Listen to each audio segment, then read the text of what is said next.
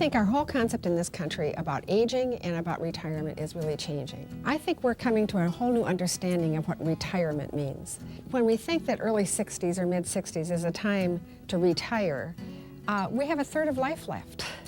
And so I think that that is helping us rethink the resource that we have as older persons. Okay, relax. Relax your arms, okay? Lutheran Services in America is the nation's largest faith-based service provider. And we partner with organizations like the Senior Companion programs from coast to coast. The genius of the Senior Companion concept is that I, as a senior companion, can help a person who is ahead of me in life's journey remain independent. I can give that person the gift, and at the same time, they give me the gift of some meaning in my life. Let me tell you about John Pribble. He's the leader here in Lutheran Social Service of Minnesota for the Senior Companion Program. I've learned tons from John, and John has been the key to help us through Lutheran Services in America grow senior companion programs in 5 different locations across the country. Joanne has shown me how a very large organization can still be very responsive to the needs of an individual, and that's why I think it's such a good partnership. Most of our senior companions provide in-home support to clients that are at risk of nursing home placement. That support can be transportation, it can be advocacy for the client, it can be shopping for the client. What's similar between what Joanne does at Lutheran Services of America and what we do with the Senior Companion Program is that we're both trying to make sure no one gets left behind.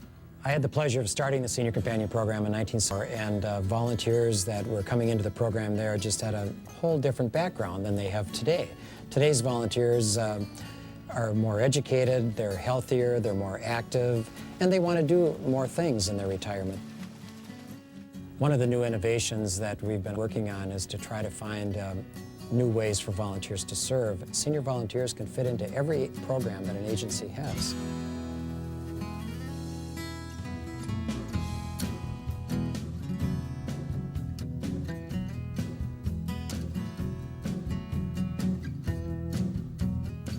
We have 93 foster grandparents who are working at 25 different volunteer sites. It's a mutually beneficial program. It helps the child, it helps the grandparent, it helps everybody involved. It's a win-win situation for everybody.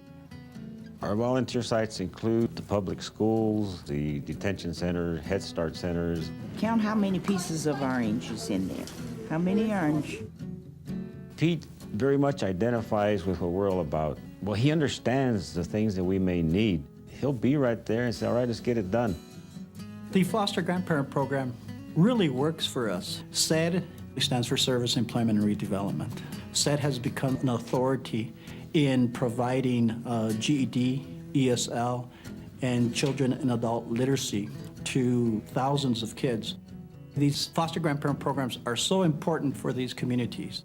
The foster grandpas and grandmas work with these children to teach them how to read and write.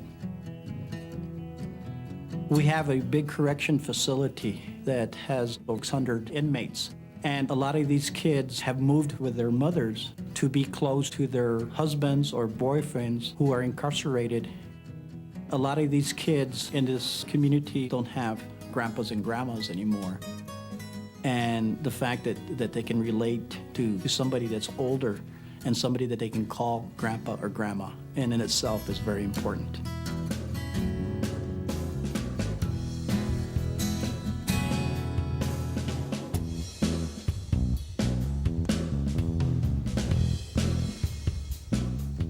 Community Service Society is a 155-year-old organization that works on behalf of the poor of the city of New York.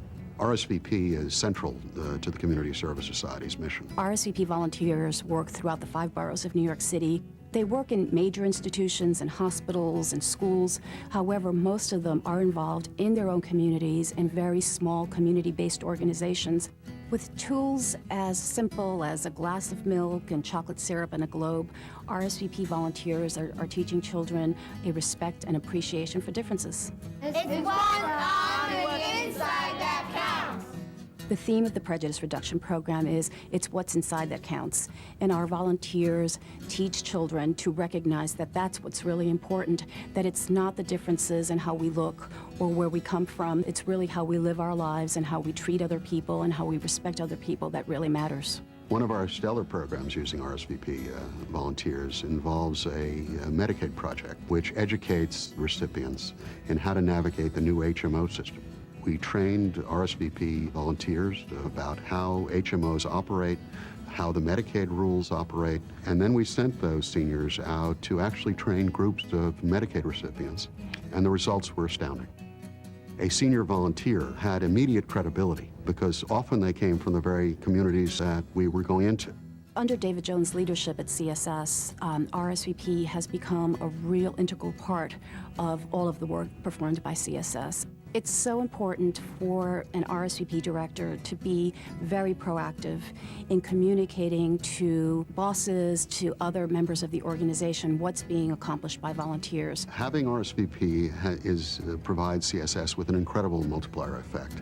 We only have 130 people, but being able to draw on the literally thousands of committed volunteers means we can provide extraordinary service. The relationship between RSVP and CSS over the last couple of years is much more than just a strategic alliance.